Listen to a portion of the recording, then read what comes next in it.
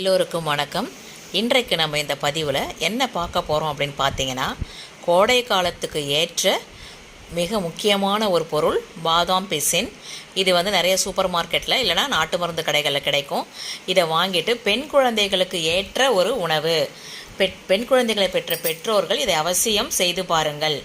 என்னென்னா, பாதாம் பிசினை இரவில் 1 ஸ்பூன் அளவு எடுத்து நைட்டு தண்ணியில் ஊற வச்சுட்டு இல்லை பாலில் ஊற வச்சுட்டு காலையில் வெறும் வயிற்றில் அதை பெண் குழந்தைங்களுக்கு கொடுத்தீங்க அப்படின்னா உடல் சூட்டை தணிக்கும், முகம் பளபளப்பு அடையும், முடி வளர்ச்சி அதிகமாக இருக்கும், கருமையான முடி நமக்கு கிடைக்கும்.